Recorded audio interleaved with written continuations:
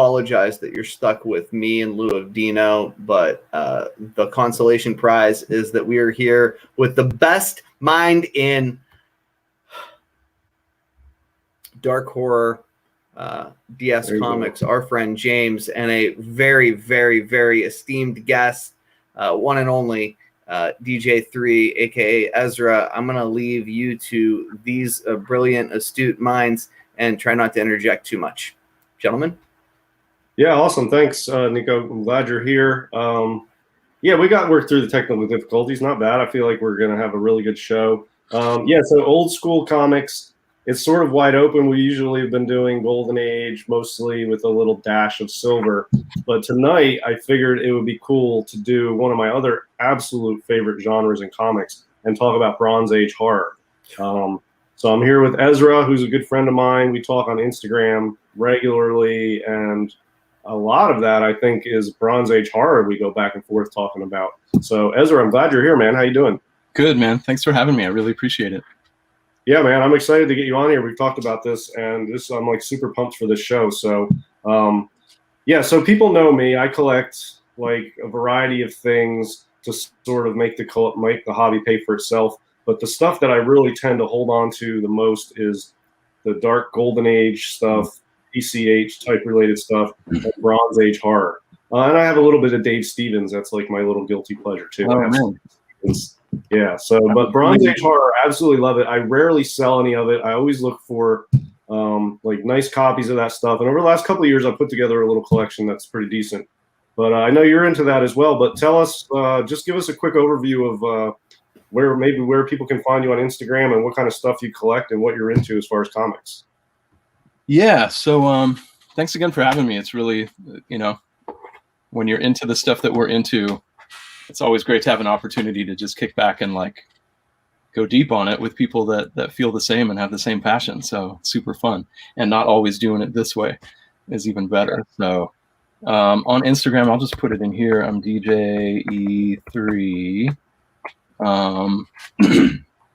And yeah, as far as my history in collecting, I mean, it really goes all the way back. And as I've been thinking about having this conversation with you, it's like, it's really taken me back to when I was a kid in San Francisco. I was born in 1970.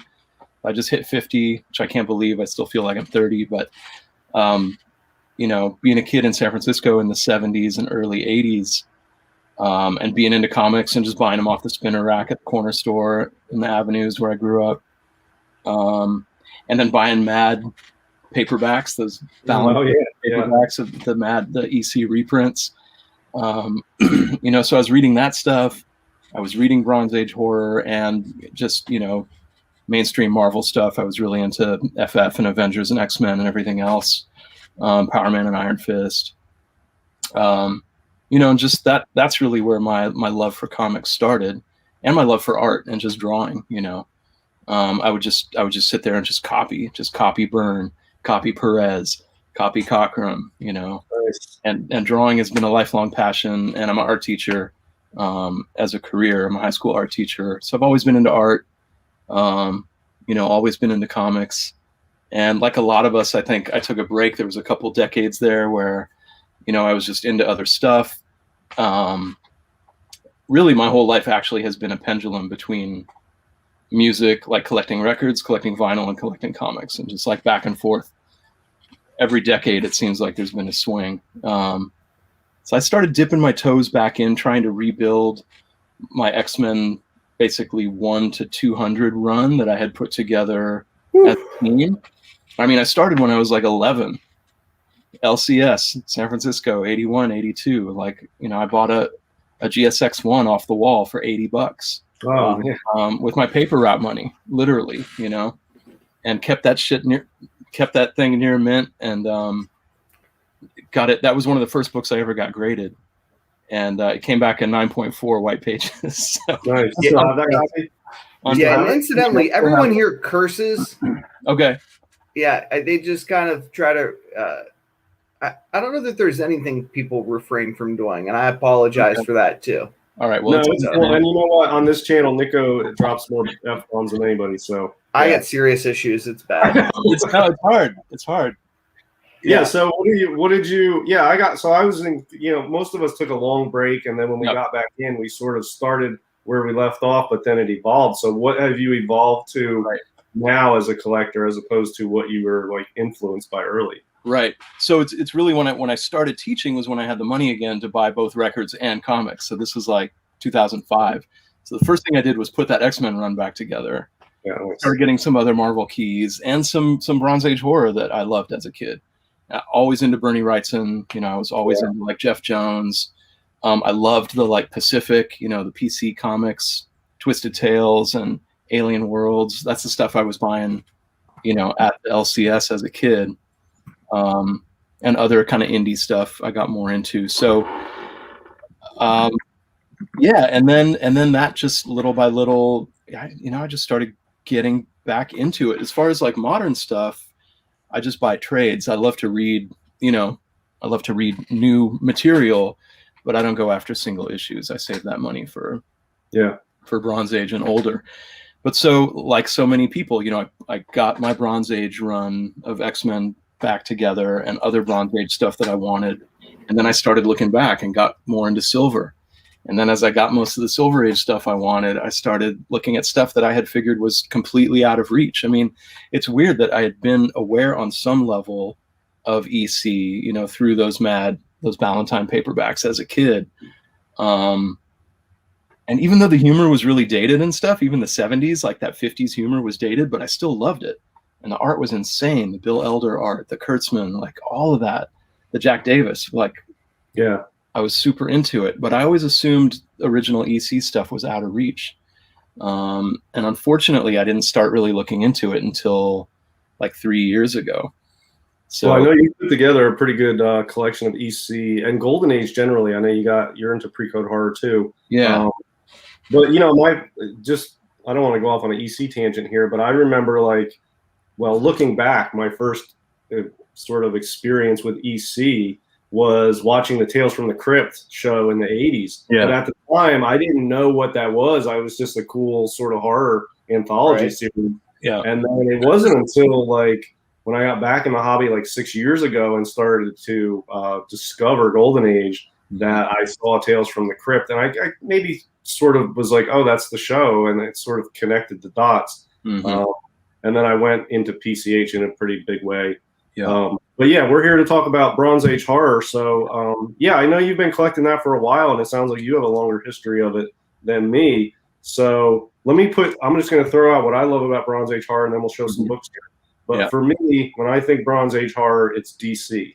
Mm-hmm. And for me, it's basically Bernie Wrightson at the top, and then Neil Adams under that, and then some others here and there, some Nick Cardy's, Louis Dominguez, I'm really starting to like more and more. Kaluta has some good stuff. So there's a lot of really good stuff out there. The Marvel stuff for me, the Marvel Bronze Age horror is more superhero sort of tied together. The Werewolf by Night, the Tomb of Dracula. Those are the main ones. There's Horror from the Tomb or something. There's the Frankenstein. There's a bunch of cool stuff, but for me, it's Bronze Age. But let's see some of the books that you got that you're proud of for Bronze Age horror. Yeah, it's funny. I mean, that part of the conversation, I think for us, just between the two of us, I think would be a pretty short conversation because I completely agree. And the list of artists is pretty much ranked exactly the same, and I think Marvel does deserve a shout for. I mean, some of those semi-short-lived titles, but yeah, there was something about them that just seemed like, well, I mean, DC really led the way on it. And then you can kind of tell Marvel was trying to, I don't know, not necessarily want to say that they were trying to play catch up, but just I don't know, it seemed kind of cynical somehow with Marvel, and it seemed more sincere with DC. I think just because they'd been doing it, and it was Joe Orlando as editor that really kind of set it off, right?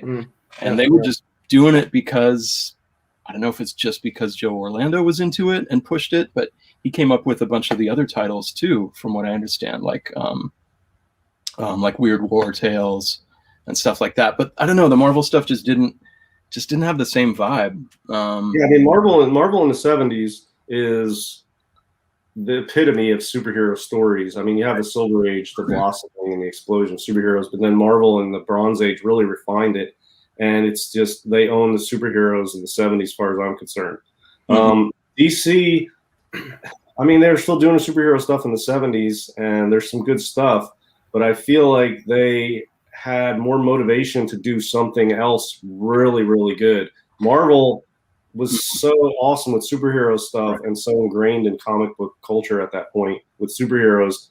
They did some other stuff on the fringe, but I don't think they ever considered it central, where I feel like DC horror stuff is like the second coming of Golden Age horror. Right. After the Comics Code Authority, man, it just was like it ended overnight, and there was nothing really scary anymore until DC in the 70s. Right. So and yeah, let's cool that it was Joe Orlando as editor at DC. That, I mean, he was literally like connecting those two decades. You know, he was that living connection between the EC tradition or the PCH tradition, and then what got started at DC and led to all of these super sick titles. Yeah, I totally agree with you. All right, well, let's see some books, man. Show us some books. So, well, we were just talking before a little bit about, oh man, I don't even know where to start. I brought a lot of stuff.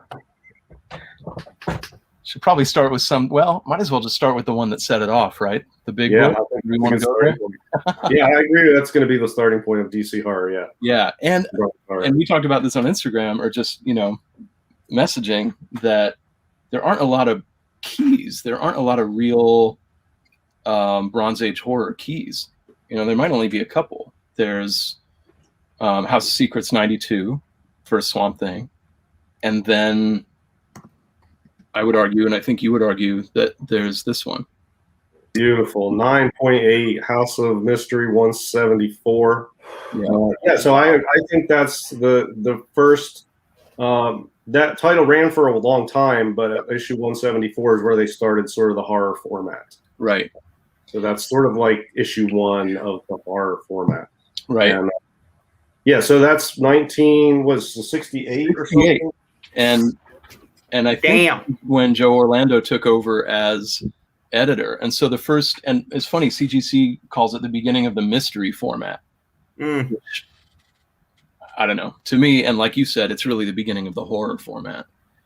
Yeah, and you know what I like about it? I'm almost embarrassed to show a 9.0 along with your 9.8. Okay, man, 9.0 is tough. That's a tough. Yeah, it took me a long time to find a nice copy of this, but for the people who don't have any concept of what the fuck you guys are showing, that just, you know, watch this because it's on the channel. Right. Can we go a little bit deeper into how miserably difficult it is to find this stuff in high grade? I mean, he says he's embarrassed of a 9.0. I'm thinking to myself, have I ever seen a 9.0 not on the internet in my entire life? Right. Yeah. Well, I don't know that I have.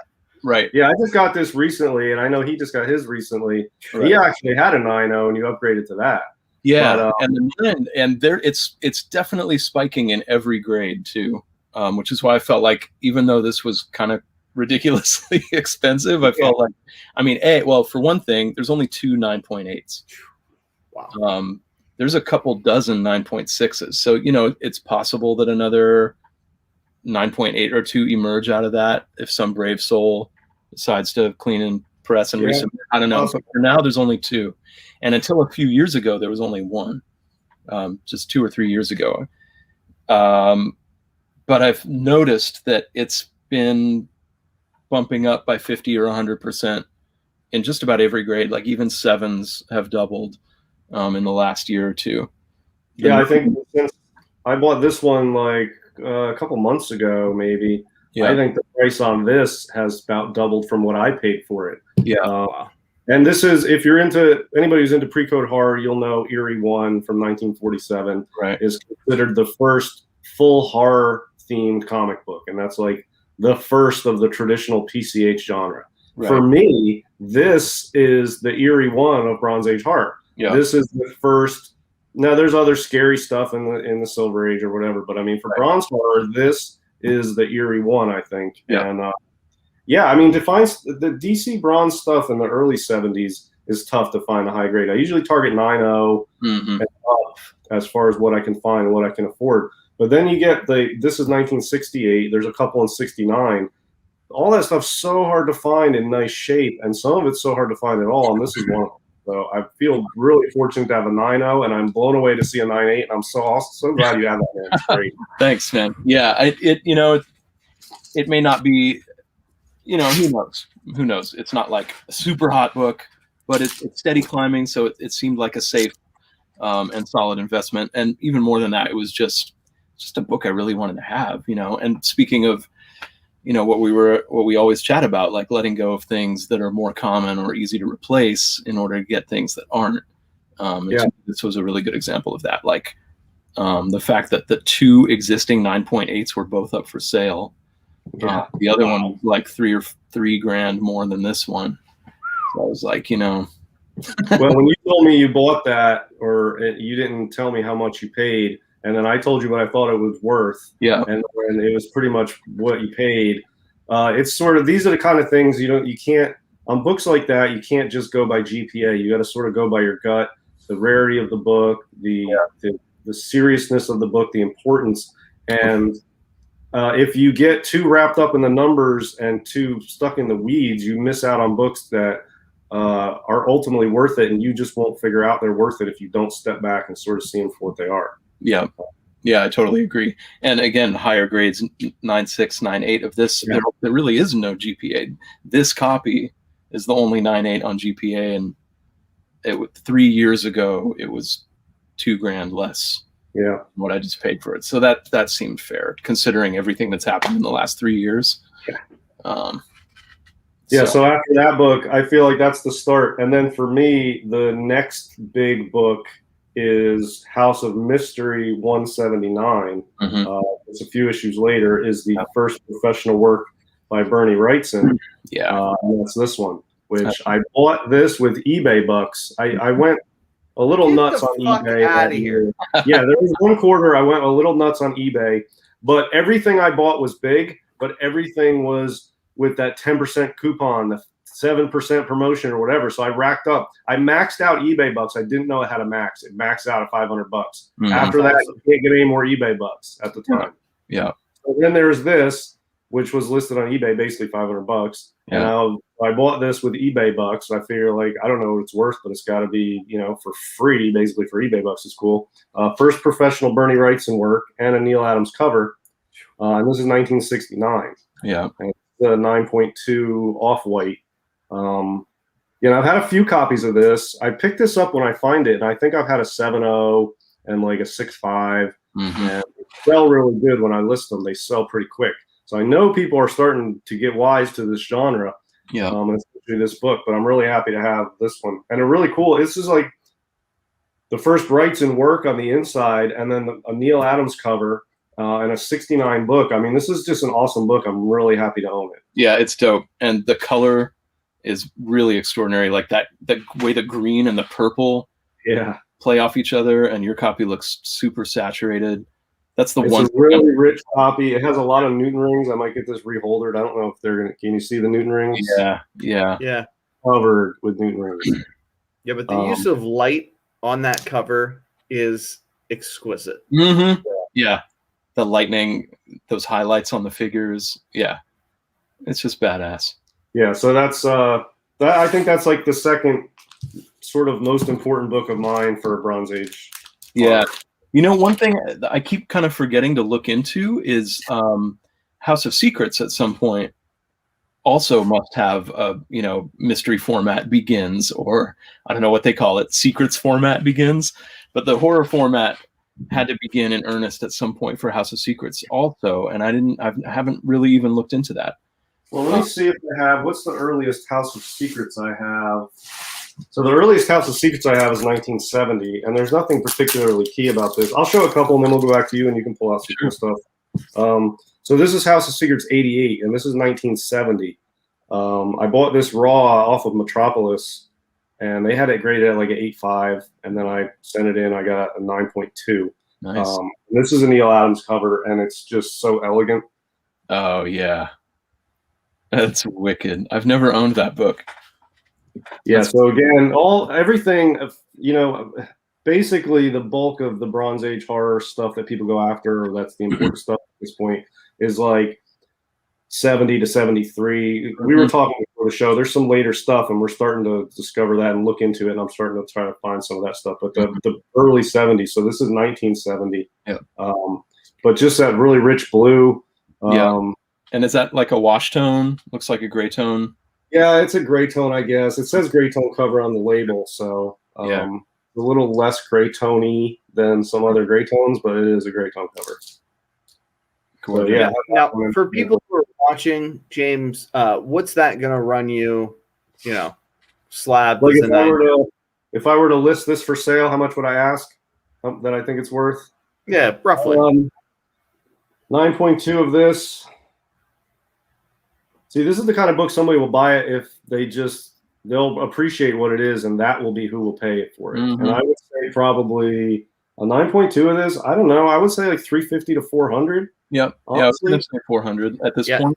And knowing nothing about it, that was exactly the number that I came up with, right? Yeah. I mean, these were, a couple of years ago, $100.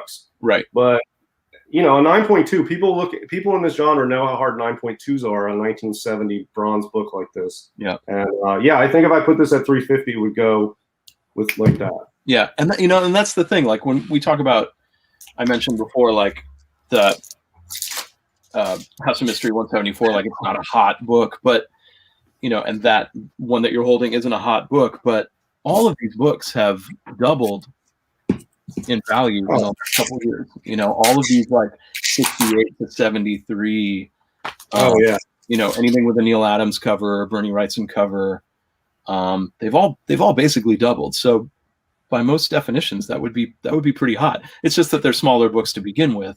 Yeah, it's a smaller crowd, but it's all supply and demand as far as the prices, and the supply is very small. Right. Demand was sort of small maybe, but it's really not small anymore, and it's growing day by day. And shows like this, there's an entire show devoted to it tonight. Yeah. One of my favorite Wrightsons also. I think people know this one. This is like I don't want to say a Chamber 19, but it has that sort of iconic feel where people outside the genre know the book. It's not HOS 92, but this is the 100-page spectacular number 4. Yeah. I think everybody knows this image. This is a Bernie Wrightson from 1971. I bought this raw at a con and sent it in. It's an 8.0 off-white to white. Damn. Square bound, 100-pager, black cover, 1971. Impossible to find in a high grade. They're out there, but it looks real fucking nice, dude. Yeah. I mean, I haven't found. This is the best copy I've ever found. I mean, I'm sitting here looking at it, and I hate to be the asshole who's from 20 yards away is like, man, they were a little rough on you, but it's a fucking beautiful copy. Yeah, that's gorgeous. I mean, not a scratch on the back. No, the back has not a single mark on it. It is, and I'm not exaggerating, literally perfect on the back. There is not a single mark. The front has very, very little. I think it's undergraded. I mean, I think this is like 9.0, honestly, 9.2. I mean, I think it's fucking undergraded from 25 yards away. You know what? Yeah, and there's these little like marks on the bottom, but they're not teared. They're just like color rubs on the bottom. That's pretty much it. You see those little dots?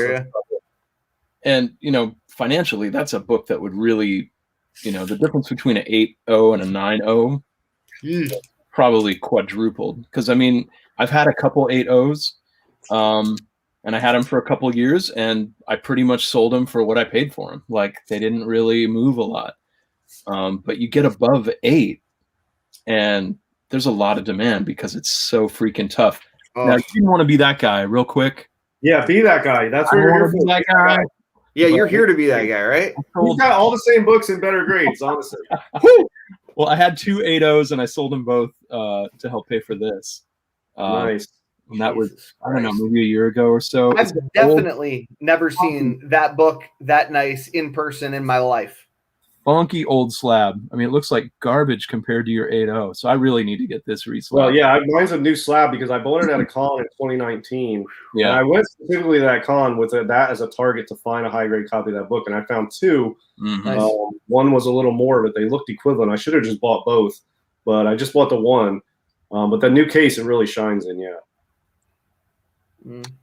But the back cover, that virgin back cover, man, that's where it's at. It is really. And the reason it's, you know, what did you compare it to? Chamber 19? Yeah, I mean, it's sort of like an iconic quality image that transcends the genre. Yeah. It's like the Chamber 19 effect. It's where a book is classic enough of an image that it transcends the genre it's in. Like people, modern Copper Age collectors know Chamber 19. Right. Transcends that. And I think a lot of people know this one that are not into black horror. It's just so brilliant. There's so much humor in it. You know, there's so much story just packed into that single image that, well, what you wish for, you know. Some of that negative space too. He's done that on quite a few things. Yeah. The Web of Horror 3, I'll pull that out of the magazine. The back cover of that, very similar too. Actually, I'll go pull that out. I didn't even know I didn't grab that. It's all good. I have it here. Oh yeah, let's see it. You can better than mine anyway. I think I have a 9.0. Yeah, I have a 9.0 too. I got 9.0 white signed by Frank Brunner. Oh, that's right. Incidental. I don't really care about it, but 9.0 white is what I got. Oh, yeah, same thing. And so this is Wrightson's first cover, right? His first published work is in the HOM you showed, but this was his first cover. And that presents so well. And it's got that back cover, that virgin with all that negative space. God, so awesome. Damn. Yeah, I mean, you can feel the cold when you look at it. You can feel the cold winter breeze blowing on you, and the silence of the night that they're in. I mean, it's very evocative. This is one I get a lot. I got it on Heritage maybe a year ago, and I get an offer a month for it. Wow. On Heritage. And that's one of the few. I don't play the upgrade game. People that know me know at this point, I don't buy a book just to own it and then try to upgrade because it saps my motivation to upgrade it. But that one, I bought a 7.0, and then I upgraded that when I saw an 8.0, and then I upgraded that when I saw this 9.0. And if I see a higher grade, I'll buy that. I will keep upgrading that. And that was a magazine that it only ran 3 issues, I think. Right. And the only Wrightson cover is that issue. But the other 2, admittedly, are really good too. That's the only one I own. I just like the Wrightson. Yeah, same. I'd like to get the other 2, but priorities. Yeah, I got another one here that's pretty special to me. If you want to make it big, Nico, for a second. Sorry. All right, this is a Neil Adams from 1971. One of my lower graded ones, but one of my absolute favorites. It's Phantom Stranger 14. I have an 8.0 white pager. Oh, man. Damn. Yeah. So this is pre-Swamp Thing, pre-Man Thing, and it's the specter of the stalking swamp. But, you know, this is before Man Thing, and it's, you know, around the same time, I think, of all that. I think what is House of Secrets 92 is, what, 1971? Yeah. 71. Yeah. Yeah, so they came out like the same month, pretty much. But this is a Neil Adams, and one of my favorites. And this one's tough to find in a high grade. I've been looking for a long time. Best I could do is 8.0 so far. But the white pager is pretty good. Yeah, white is a pretty good copy. I'm pretty happy with it. Yeah, it's dope. That's another one I've never owned. I love that. And it reminds me of Stranger has really good stuff. I have some Phantom Strangers. There's some great covers. Yeah, there's a lot of Neil Adams covers in there. Yeah, I've been tempted a few times, but I haven't jumped yet. Yeah, you want to show? You got a couple others you want to show? Yeah, what else? I don't know. Whatever. I'll show a couple more Phantom Strangers. I'll get those ready while you show some stuff. Okay. Well, I mean, so here's one of my favorites, and I think we talked for a minute before the show about how the pre-75 stuff gets all the love because anecdotally, at least, 75 is when people started collecting in earnest, right? And tucking away minty copies and so on. But I think for a lot of the Bronze Age horror, there's a lot of 75 and later stuff that is super sick and underappreciated. I wouldn't really say this one is underappreciated. Like, people fiend for this cover. It's definitely one of Wrightson's best covers of all time, in my opinion. But this is 75. So this is supposedly past the prime, but to me, like, this is it. That diagonal is just. I think I've been watching prices on that when it comes up, and it's significantly higher each time. Yeah, and that if you're in Bronze Age horror, you'll know that book for the year is much harder to find than other stuff from that year. Yeah. And there's like if you go on eBay, there's probably 3 copies, and I guarantee none of them are higher than like a 7.0. Right. And yeah, I got a raw one. I'm hoping it comes out as good as yours, but this is one of the absolute best Wrightson works of the decade, I think. Yeah. Whew. Yeah. Yeah, mine too. That's a beautiful copy too. So yeah, I mean, it's just so horrific. Like, there's so much horror that's just gory, but it's campy, corny, and then there's some that's just really fucking terrifying, like for real. And he nailed it with that. Yeah, and you know, one of my very few regrets. I don't usually regret selling stuff anymore, no matter what it is, pretty much. I did have a copy of that book. Man, it was like a friggin' 9.6. It was raw. It was like mint. Okay, and this was like 3 or 4 years ago, maybe 4 years ago, and I sold it. I wasn't really into bronze horror that much at the time. I was still trying to go after other stuff, and I've been looking ever since then, and I've yet to find another copy that good. And man, it was a raw copy. I got it for like $20 or something somewhere, and I swear to God, that thing was freaking mint. It was like 9496, man. It was great, and I regret selling that. I regret selling that. Yeah. I let go of all my bronze horror stuff. You guys legitimately are going to cost me a lot of money. Well, it's worth it because look, you want to buy Spider-Man books, you're spending thousands. You want to buy Fantastic Four books, you're spending thousands. You want to buy Copper and Keys, G.I. Joe, and He-Man, you're spending thousands. You want some bronze horror. It's not a matter yet of the money. It's a matter of finding them in good shape. If you can find even like VFs really is good. I mean, I'm kind of trying to get really grades I'm proud of, like 9.0 and up. But, I mean, 8.0 is a rock solid grade for these books, and they're tough to find an 8.0. And then, you know, they're not super expensive, especially in this market, man. I mean, it's a deal. I think those are deals still. I will keep picking them up. Yeah, even having doubled from a year or two ago. I mean, we're still talking $400 or $500 for an amazing book that's really tough to find in high grade. Yeah, I think of all the bronze horror books I have a House of Secrets 92, which I don't know. I feel like it's not very exciting to show that because everybody knows what that is. But I have that in an 8.0. That's my most expensive book in the bronze horror collection. It's probably the only one that's worth more than $1,000, honestly. I think that book's jumping these days too, isn't it? Dude, a 7.0 I just saw yesterday, I think, on Elite. Did you see that 7.0 white pager went? Well, I don't know what it went for. Asking was like 34 something. Damn. And it's so here's what happened. There's some more to that. Yeah, there was a House of Secrets 92. It was a 7.0 white pager, and they had a claim sale. Elite was doing a claim sale with multiple sellers, and one of the sellers had. This is not that copy, but there it is. I was like, all right, cool. That's exactly what I have. Yeah, so I think the GPA on that book, which I go by gut on stuff like that more than GPA, but you know, I look at GPA for. It was like 2,200 or something. Yeah, something like that, 2,000, 2,200, and the asking price on the claim sale was 5,000. Oh, get the because it had white pages. Yeah, because so I'm like, that's crazy. Somebody offered 4 during the claim CGC is not even that serious about page quality. Let's be honest. I mean, you honestly though, to find an HOS 92 with white pages is legit difficult. Beautiful, yeah. But he was offered 4 during the claim sale and turned it down, and then it got listed on Elite's page. Wow. I think 4,200, and it sold, but I don't know if there's an offer or not. But whatever, it went way more than GPA because of the white pages. Right. And people who know that book know how tough white pages is. Right. Wow. Whatever. That's why I haven't tried to upgrade it yet. I'm like, I'm not going to find white again. Like, it'd be nice to have 8 or 8.5 on that, but it's not going to be white. So I don't know. All right, you want to show something else, or you want me to show? Man. Well, so again, like, you know, we talked a little bit like 75 and later, and just how there's some really good slept on stuff. I'm gonna push even further out. Oh, nice. So check these out. Even some 78, right? So now we're really getting into stuff that nobody wants. Yeah. But these are dope. Oh, yeah, they are. Hell yeah, they are.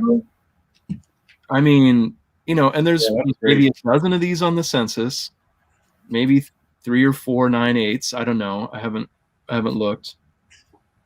But I don't know. I feel like I should kind of keep this stuff to myself in a way, because like I'm kind of happy that nobody cares about these. It's beautiful because they're cheap, but they're extremely scarce and high grade. And 78, that's going to be 50 years ago pretty soon. Oh yeah, these aren't going to get any more common. So I don't know. Yeah, the year before I was born, you're scaring me when you say it's going to be 50 years soon. The later stuff, though, I don't think the later stuff's any easier to find because I think maybe the print runs were lower or nobody bought them. I don't know, but there's some of them are a little easier to find. But right, I mean, I've started to explore some of the 75 and up, like the second half of the 70s. I still to this day go on my comic shop or research them somewhere, and I'll find titles that I have never heard of the title before ever. The title of the book, I've never even heard of this series before. Right. It's a Bronze Horror series, and it's got killer stuff in it, and I'm like, never heard of that one before. Right. And like you were talking about, Luis Dominguez and Nick Cardy and Kaluta, they're not like hot artists. They're considered like second or third tier, but they did amazing work. Yeah. And now it really is a covers game with slabbing. Look at this Witching Hour from 75. That's Nick Cardy, right? Nope, that's Luis Dominguez. But it's gorgeous. I mean, that dude could draw skulls. That's his skulls are amazing. I got this for like $35, $40. Wow. Come on. That's so sick. And I've never seen a 9.0 of it before. So I'm kind of glad. I feel like I'm giving away, I don't know. Probably still nobody will care even after the show, and that's fine with me because I'm happy to scoop that kind of stuff up for. Well, it might maybe will be influencers and the prices will go up, but you know what? Yeah. I've bought a bunch of high grade early ASMs that I can sell and I can load up on this Bronze Horror if they start popping. So, right.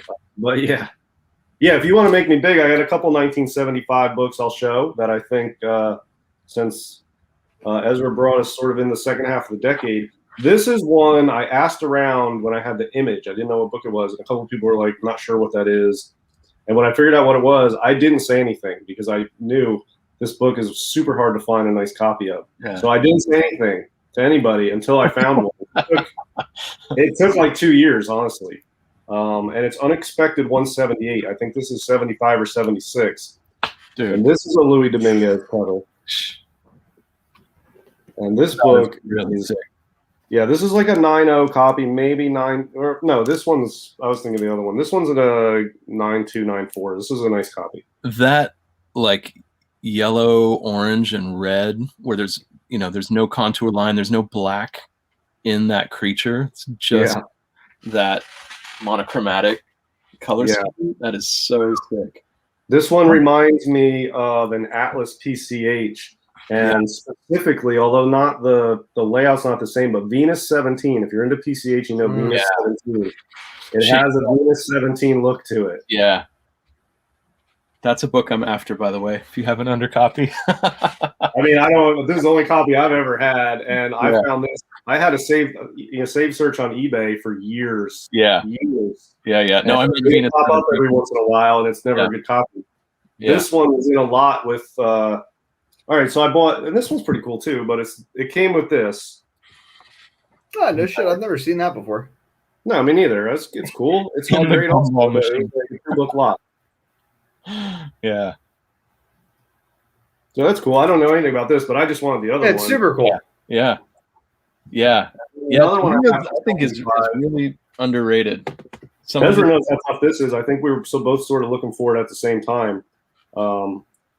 Weird Mystery Tales 21. Man, yeah.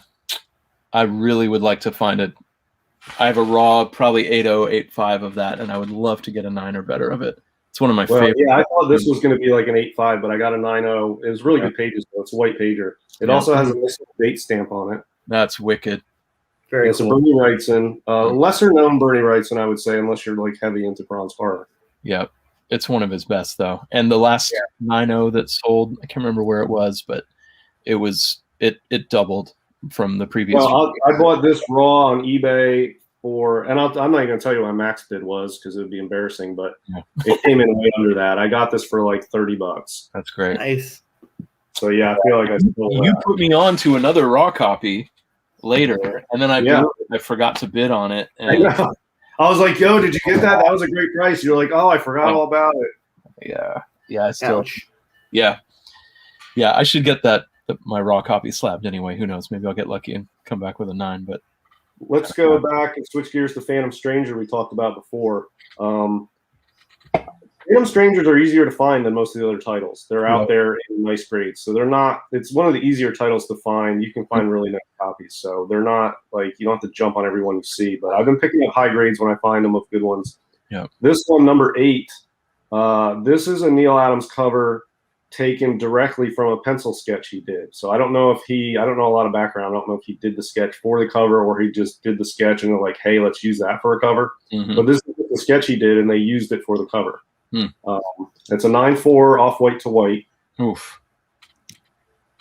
That's it. I don't know that I have even seen that before. I think it's a little underrated, man. It's a really dope image on this book. Yeah. I mean, there's detail in the back. Yeah. These guys on the ship, the Phantom Strangers up there in the rain, and this giant ice monster.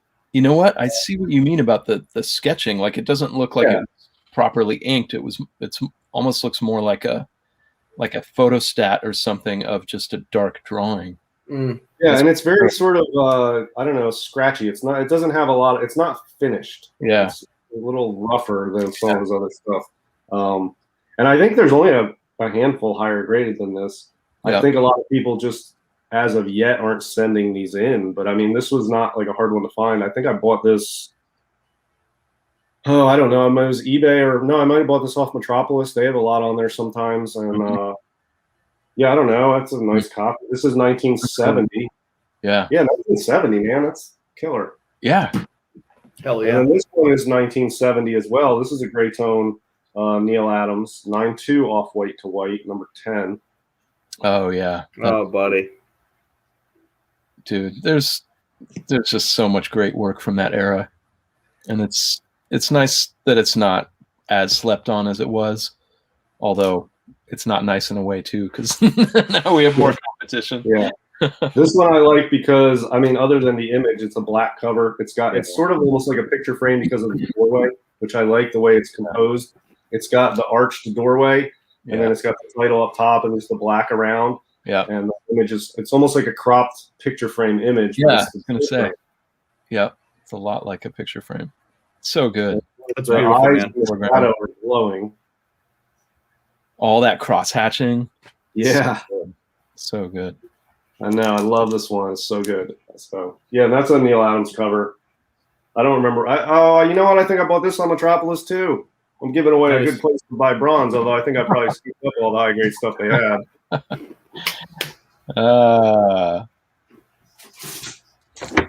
What else? I'll show one more, and then Ezra, you can show a few. Yeah, for sure.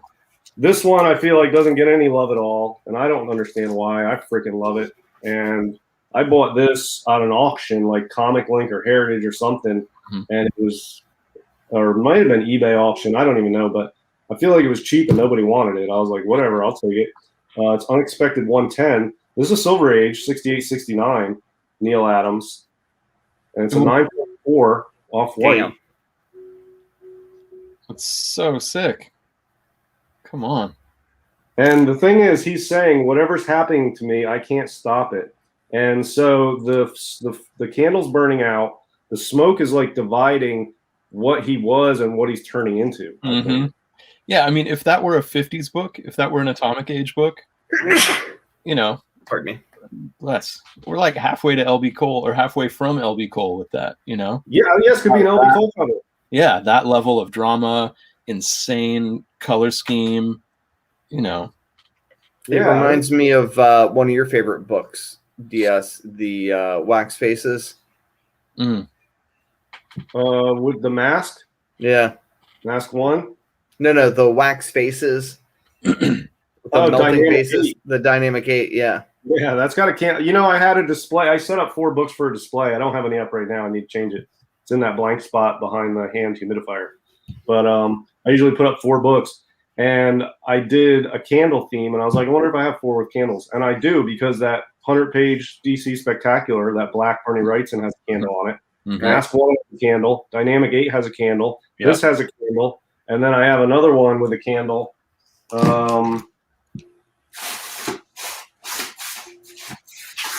House of Secrets 103. That's the one. This is like, all right, so this is Neil Adams. Yeah. And then in 1972, this is Bernie Wrightson. I think.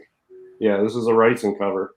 And this guy is freaking out because his candle's burning out and there's hardly anything left of it, and he's about to be in complete darkness. Yeah. And I bought this on auction on Comic Link recently, and I got this for like $100. That is a beautiful book. Criminal. Cover, Wrightson cover cool. like this, and 9.0 white for like $100 or $120. I mean, I couldn't believe it. And, unbelievable. I mean, I thought its profile would rise a little bit when IDW used it for the Bernie Wrightson Artist Edition. That's the cover. I think the Swamp Thing cover was a variant, and I think that was the main one. Maybe I got that switched, but I thought that would make it a more, I don't know, more sought after book. Just and if you know the 20 centers, like the circles, it's tough to find good center in type circles. They're even good on this one. So this is an upgrade for me. I had a 7.5, which I sold, and I bought this one. Mm-hmm. No, it's old farts. You hear us say it all the time. Like, can you believe that these young whippersnappers are paying for their second print gold polychrome Squirrel Girl variants? But when you compare it to that beauty, it's hard for me not to sound like the old fart. I'm just saying. Look at this for like $120, 9.0 white. This book. I mean, I feel like just from a monetary perspective, based on whatever else is out there, this is almost free. I mean, it's just like giving away cool art at $120 compared to the price of other stuff. Absolutely. And it is in that sense a lot like Golden Age or Atomic Age stuff. Like it's really about the art. It's not about the characters. It's not about the story necessarily. It's about beautiful art on the cover, you know. And there's so much of it in this era. You want to show? You want to make Ezra big? Let him show some book stuff, and then I'll pull out maybe some witching hours. Okay. I mean, part of me wants to veer into the one area that I felt like Marvel really brought it with the go for it, because the only Marvel I have is a Tomb 1 and a 7.2, which is for sale. Yeah, and I'm keeping it. So I mean, we're going to see Marvel. It's going to come from you. So let's see it. This might derail our whole thing though, because it is a different direction. Did you say you had a Tomb 192 for sale? Is that what you said? Yes, a Tomb of Dracula 1. It's a brand new CBCS case. It is a 7.0 off-white, and it is 100% undergraded. This thing is an 8.0 all day long. I'm tempted to crack it out and send it to CGC, but... Such a fucking smart book, dude. Just saying. I can't believe 9/8s are like $7,500 now. No shit! Yeah, that's the last. God damn it. I think. Yeah. And I was too cheap to pay $2K. Son of a bitch. All right. I mean, this was a $500 book when I got it 2 years ago when I upgraded, I think. Nice. Yeah, I had a 9.4. I had a 9.4 I sold for peanuts. Yeah. All right, but here's where I wanted to go and just give a little tip of the hat to Marvel. There weren't a lot of horror comics that they did that I cared about. The magazines are sick. And Vampire Tales in particular, I feel like, is a pretty amazing series with pretty incredible art. You know, and definitely, like you said, it's got more of that superhero angle with characters like Satana and Morbius and Blade, you know, as tie-ins. But there's a lot of just regular vampire horror in these books too that are pretty sweet.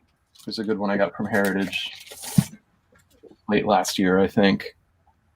Boris cover. So yeah, I mean, tons of great art. I don't know.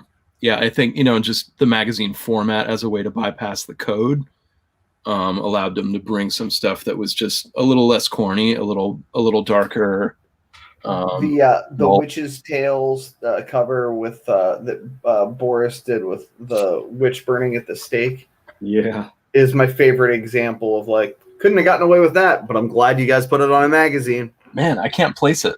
I'll have to. Yeah, I know which one it is, but I can't remember what issue. But I know somebody on IG has a nice high grade copy of that, and it was the first time I saw it. Yeah, you can't find a high grade copy. I've been looking for one for a long time. They're just. I'll look for it here, and as he shows some more here. Yeah, and for those who don't know, we're looking at the magazines there for a minute. Marvel published their magazines under the name Curtis. So you see Curtis, big C. That's the Marvel magazines. Here's another Vampire Tales. There were only, I think, 11 issues, and then one annual. Oh, dude, that's gorgeous. And that's the annual. Oh, yeah, that's fixed. I think it's off. Wow. Right? Yeah. That painting, was it Moroto? No, Bob Larkin did a lot of great painted covers for Marvel. Oh, it's beautiful. But, yeah. Look at the reflection in the eyes. Probably the single sickest Morbius art ever, in my opinion. Unquestionably. So, and again, just like the DC Bronze Age, these have, they haven't like exploded, but you probably pay twice now for this what you would have a year or two ago. Those are good. The only magazine I have is that Web of Horror 3. I'm not a huge fan of the size because I have limited space anyway, and I don't want to go down another rabbit hole for one. But number two, they don't fit as easily to store. And I'm super OCD, which I know most people in the hobby have some degree of that. But yeah, I have no less respect for the artwork on the magazines. And there are other artists on those magazines that you don't get anywhere else. Right. For sure. Yeah. So it's definitely good stuff. It's a good show, and you guys have me taking notes. Awesome. Yeah, I mean, Boris Vallejo is almost strictly the magazine stuff. If you're not into the magazines, you're missing all his stuff. And he is, I mean, I hate to say poor man's Frazetta because he's freaking right up there. But I mean, Frazetta's in a class by himself. Yeah. But he's Frazetta-esque. Sometimes if you're not well versed in that stuff, and you look at one of those covers on those magazines in the 70s, is it Frazetta or is it Boris? You're not sure. Yeah. It's very similar in style and quality. So, yeah, really, really good stuff. I actually have a set of Boris trading cards I found. Oh, wow. I did bring one Frazetta, and I don't know, is it even technically, well, the art, I think the original, well, all right, this particular. Well, we have a new rule on the Old School Comics show. Rosetta is on point for every show we ever do from now on. Wicked. So, and I won't try to call this. Because they creepy. I think Warren deserves a shout for being that kind of connective tissue, between the Atomic Age and the Bronze Age, because they kept the horror alive. At a time that it had completely pretty much died in comics because of the code, right? But they didn't have to deal with the code. So Creepy and Eerie and magazines like that are where it stayed alive. This is the second time that Creepy used this painting. I can't fucking believe you have a 9.8. Well, holy shit. This is from 81. So they used it, I want to say, in 66 or 60. Oh, I'm sorry. I'm confusing the print of that. Yeah. But okay, I'm confusing the two. So this is a later, it's not a reprint, but they just used the painting. Right. So, but anyway, I wanted to bring it because it's Frazetta, and it really does connect the two ages. Yeah, I love it all. All right, so if you want to make me big, I'll show some books, and I pulled up that one you were talking about, Nico. Oh, so nice. Shout out to our good friend Sean, Pete Monster on Instagram. I know he posted. He's got he has such a great IG. Wow. His is my absolute favorite account and favorite collection ever of all time. He's a nice person too. It would be just the books he has, basically. But Brett, ironically, the three of you are like the three IGs that I'm like, ooh, see what they're doing today. Like, ooh, see what they're doing. I never even met DJ before today, right? Like, this was the first day I ever met Ezra. I was like, I'm a fan of your IG. I silently stalk you on the internet. I'm not worthy. You can't even put me in that category. With that's stuff too. But I mean, I'm small time, but I try to bring a variety of content to my IG. I try to engage a wide variety of collectors. Mm-hmm. And my favorite thing about IG is I love showing off something, and I have a lot of varied type of collectors that follow me. So I like to show off stuff that a lot of people following me have never seen before. And that gives me the most pleasure when somebody says, DS, I've never seen that before. Thanks for showing me. That's what I like the most. Yeah. But the one you were talking about, so Sean has this on his IG. He's got a 9.6. It's Weird Tales of the Macabre #2 from 1975. Oh, yeah. Okay, I have seen that. I'm not really familiar with the book, but I've definitely seen it. So that's a magazine? That is a magazine. Yeah. I mean, and it's like, good luck trying to find that in halfway decent shape. Seriously. I found one, copy, and it's like, I'm like, maybe it's a 7.5, 8.5. I don't know. Magazine, they cut you a break. And they wanted about as much as I could pay for another copy on eBay. And I'm just like, wow. So I was happy to have found it once in the wild. Like it was like, wow, that's neat. Yeah, that's on my short list of magazines I will pick up, and that's a Boris cover. So I'll add that. I mean, I'm not going to go nuts start out of magazines, but I do want that one. That's interesting. I wouldn't have guessed that was Boris, because I feel what you were saying. Like his backgrounds often are very like soft and atmospheric, but there's a crispness and a tightness to the line quality of the figures in the foreground. But that whole thing looked really kind of loose, which I like, but I don't associate that looseness with him. Yeah, and that one, I'm not a huge expert in Boris stuff, but I agree with what you're saying. And that one has a lot of flames, and there's a lot of intensity to that one. Mm-hmm. And maybe just let it go a little looser because of that. Mm-hmm. It's not as tightly composed of an image. It's way more haphazard. I think there's way more energy in that one. But so some witching hours people were asking for. I don't have a 13. Whoever was asking me for that, but this is one of my favorites, and it doesn't get. I don't ever hear anybody talk about it, but it's the perspective and the colors on this. It's just so unique, and it's by the master Neil Adams. This is Witching Hour 9 from 1970. Oh, yeah. Oh, man.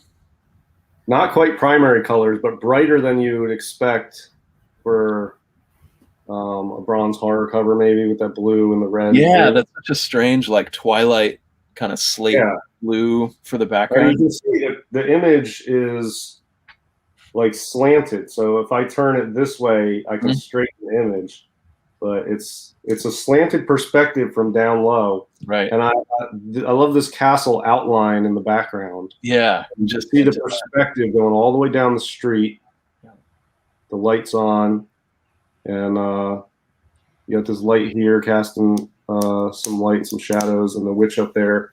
Yeah, so I don't know. I bought this one on Comic Link as well, and this is pretty cheap, like $100 or something. Damn. Yeah, I feel like it's a great book. Yeah, absolutely. I almost brought Witching Hour 2 out. Yeah, similar vibe. So much great art in that run, especially the early issues. Yeah, and I've got a Witching Hour 14. I think these are the only 2 Witching Hours I have. I thought I had another one, but maybe it's somewhere else. I don't know. But this is number 14. I think there's only like 2 or 3 higher graded. This is 9.4 white pages, and it's another Neil Adams black cover. Oh yeah, man, I've almost pulled the trigger on that one a couple times, and I still haven't, and I probably really should. As black as it is, if stuff gets any hotter. It's got that sci-fi element to it as well. Yeah, it's sick, super sick. And I don't remember how much I paid for this, but I guarantee I stole this one as well. Yeah, dude, the color strike front and back, holy crap! Yeah, I mean, this thing has never been read. I don't even know why it's a 9.4. Really, I mean, when do you see a Bronze Age book hit colors like that? I mean, my God! Even in that old slab. Yeah, it's 1971 too. Yeah. Damn. So 71 book. It's white pages. I mean, this is a beautiful copy. I don't even remember where I got this. But I don't think I paid that much for it. Mm-hmm. I think fucking rings out of the case. Holy crap! You got any Ghosts, DS? I think that's another kind of slept-on title. No, I don't. I've been looking for some though. I have 2 of this title though. I don't have any Ghosts. I am looking for some Ghosts, but this one seems to be gaining some popularity, and I'm not sure why. But it's Weird War Tales #1, 1971. Dude, I love that series. I love that run so much. That's just a great book. Yeah. That's a Jack Siebert all the way through. 9.2 white. I bought this on eBay as a buy it now for what at the time was even below GPA. And I've seen some others go recently that have gone 3 times what I paid for this one in this grade. Mm-hmm. So, hell yeah. Yeah, I got a good deal on it. But yeah, that's awesome.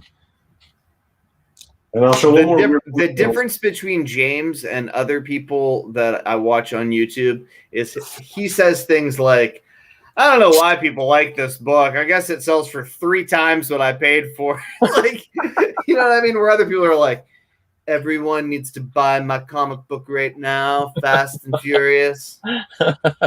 Well, look, you know, I'm kind of. They show hot trash. He shows gems.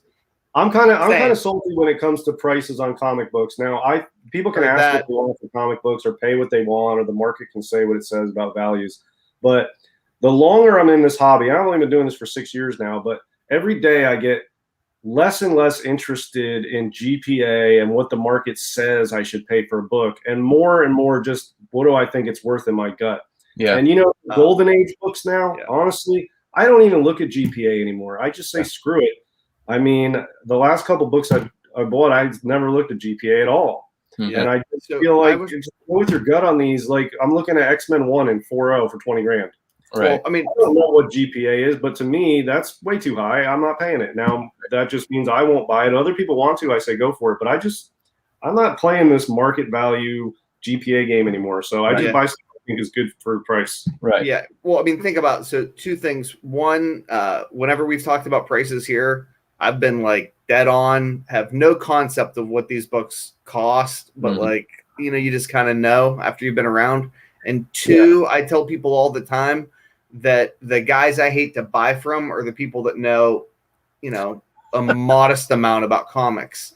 I like to buy comics from people who know nothing and people who know everything, because they both know that they're not really worth that fucking much. It's the guys who know just a little bit that think they know a lot. Right. They're like, oh, it's the most valuable thing in the world. And I'm like, then you should keep it forever and die with it. I'm going to go over here now.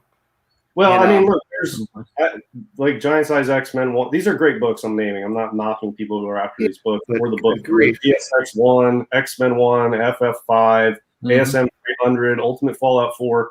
Yes, those are big books. They're legit keys. I get it. They're great books. Yeah. They're top-notch books. They are at prices that are just too high right now. But there are prices that look at those. All of those books I just named, if you go on GPA, there's this spike, and now they're all down like this. Thank God.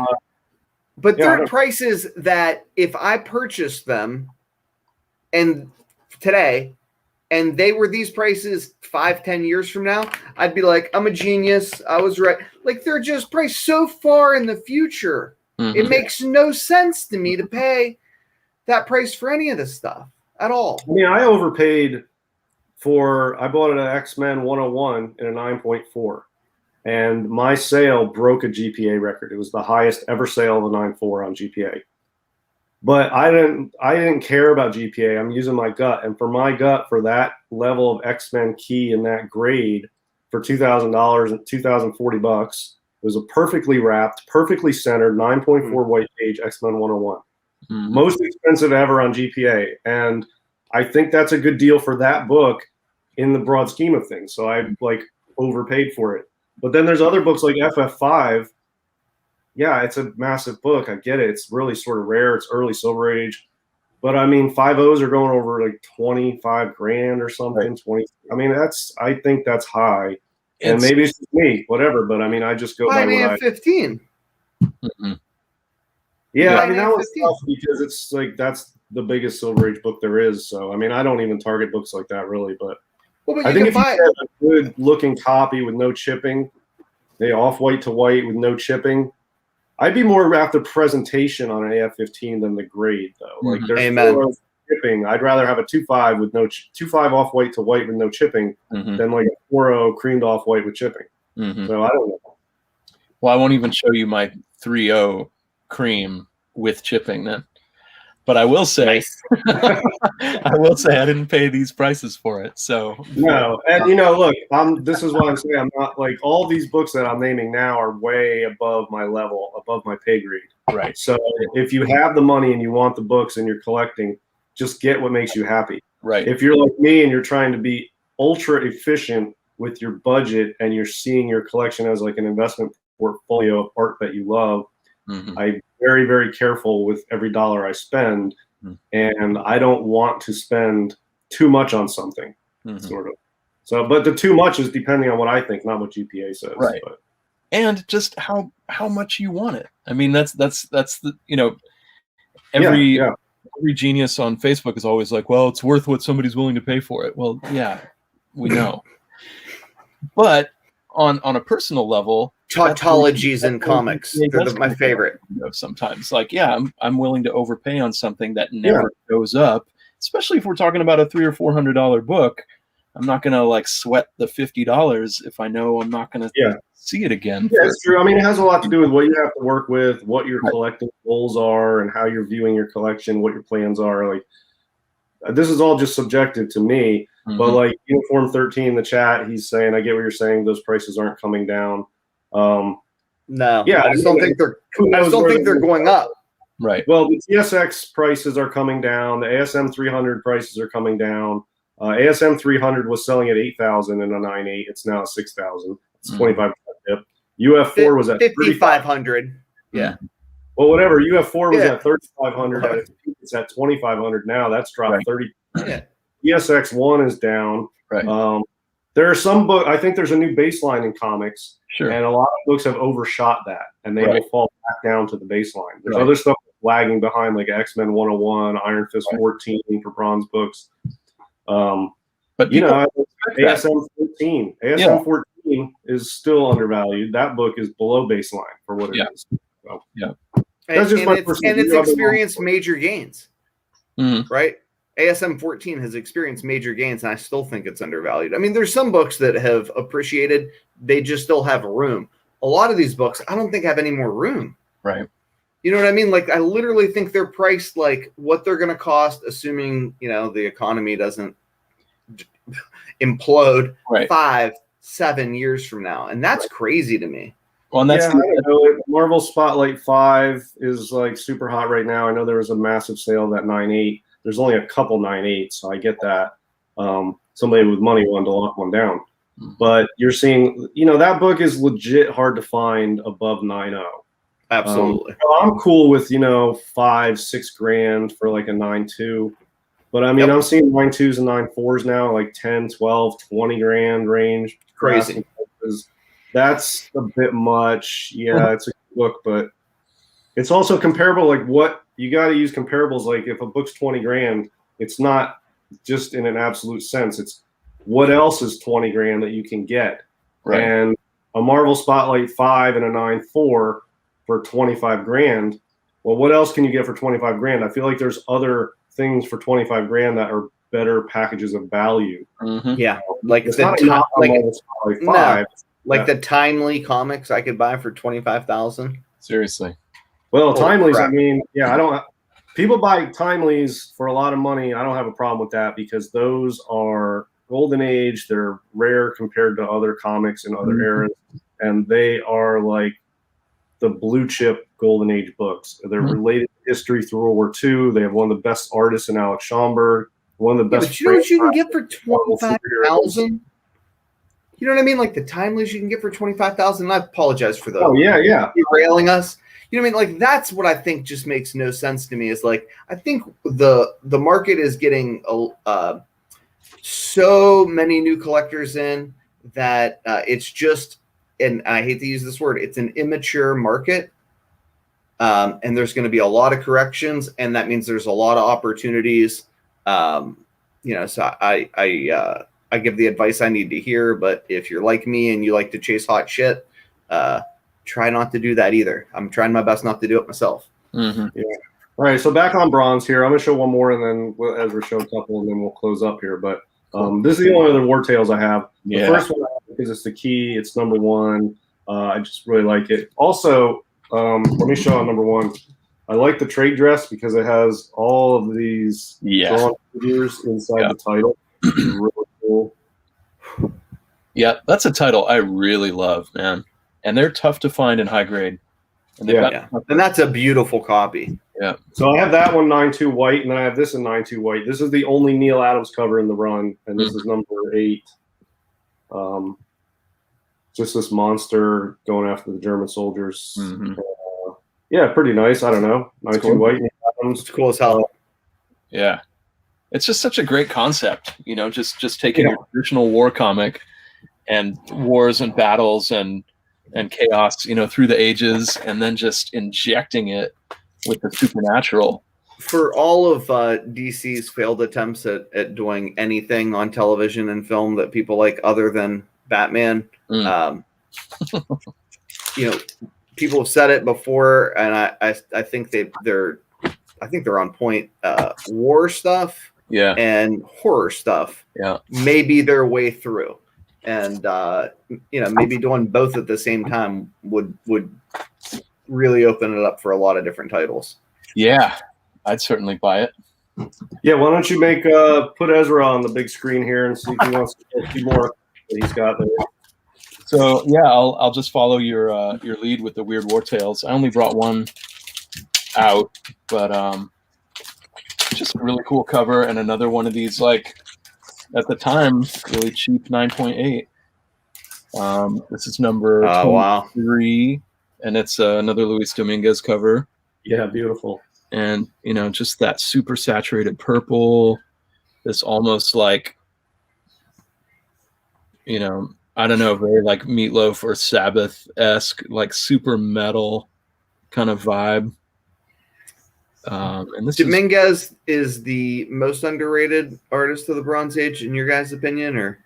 I mean, for Bronze Age horror, I think so. It seems like Nick Cardy gets more respect, but I think I think Dominguez, I don't know, was more gestural, like looser, you know, like we were talking about Frazetta, relative to Vallejo. And I like that looseness. It's more expressive. I like Dominguez better than Cardy. Yeah. So that was a cool little find. Yeah, and for Weird War Tales, I've looked at the entire title. I only own 2, but I've researched the whole title. I really think the first like 20-ish issues are the best. Yeah. Really I agree. And this is 23. It's a little bit outside that, but still pretty sweet. That's cool. I mean, the later issues don't do as much for me. They're hit or miss. But the early part is really good all the way through. Yeah. Here's another. This one's from 73. Another Dominguez. Weird Mystery Tales, number 8. Oh wow! 8 white pager, and this was another one that like I got for a song. Nobody cared. Nobody bid on it. That's really damn. This one really has a classic like PCH kind of feel to it, and again, just in terms of that really loose line quality, like. What number is that? Number 8. I'm gonna have to. That is beautiful. 73. Yeah, like so black. I think there's 2 or 3 9.8s. Oh, I love the Universal monsters in the background. I mean, yeah. It reminds me of that. What is it? Adventure. What am I thinking of? Blanking. Which one are we trying to think of? I'm trying to think of a PCH cover that has those Universal monsters just kind of walking front and center. It's Adventures into the Unknown. Adventures into the Unknown. That one, yeah. It's like, isn't it like a orange background or something? Yeah, there's 3 of them front and center. Three of them just walking towards you. It's kind of almost like that vibe. Yeah, I'm gonna have to get that one. I really like that one a lot. Yeah, it was just a random like comic link thing a couple years ago. I was like, wow, that's cool looking. And then here's, speaking of ghosts. Wow. Here's Ghost. I love this one. Yeah. So they don't have any of these yet. It is Nick Cardy, right? Yeah. I think so. Yeah, Nick Cardy. 71. So that's nice and early. 9.4. Damn, that's a nice copy. Yeah, I was pretty psyched to find this. It was, you know, one of those we were just talking about a little bit more than I wanted to pay is a little bit over GPA, but when am I going to find an affordable 9.4 white page? That's cool. It's like a parchment scroll that it's drawn on. Yeah, the edges, and I think that's what makes it so tough. The edges are uniformly black, right? Every copy of that book I've ever seen looks like it got run over by a car. Yeah. This reminds me so much of what is it? Journey into Mystery 6, that wedding cover. I think it's 6. Yeah. Yeah. Bill Everett. Yeah. So I don't know if it's actually an homage or just like it's just a trope, right? It's a trope. Yeah, I think there's several that are like that. Like a PA cover. Those aren't really homages of any. It's a theme that runs in art.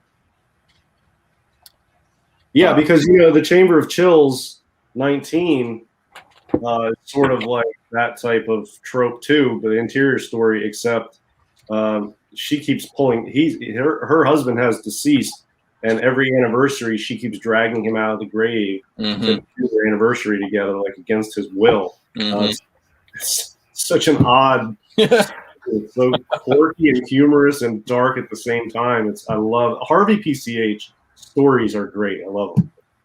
That's interesting because I haven't been able to really get into the raw copies that I've had. I've really wind up skimming them. I'm like, I don't know. I just can't. I think it's more the interior art for the most part doesn't feel like it. But I'm comparing stuff to EC too, which is. I have the full collected works of Chamber of Chills in reprint. It's like I'm not going to pull it out, but it's like a. What do you call it? The box that you pull them in and out of. I got like a little slipcase. Yeah. Slipcase edition? Yeah, slipcase. Yeah, they're paperback reprints, but it's the entire Chamber of Chills series. And the stories are all good, I think. Some are better than others. The art is the same way, but the best interior art for Harvey is Howard Nostrand. If you find Howard Nostrand art interior, he doesn't have a lot of covers, and most people don't know who he is. He has a couple covers here and there, but he's not a cover artist. But his interior stuff is really good. It's like Bernard Bailey style. Yeah, it's like Bailey Jack Davis. I actually mistook his stuff a couple times for Jack Davis. I was like, I didn't know Jack Davis did stuff for Harvey. And then I thought it was Nostrum. Yeah, that guy is awesome. So whenever I come across one of those when I'm reading Chamber of Chills, I'm like, oh, this is good. And yeah. Definitely agree with you on that. He's a sicko.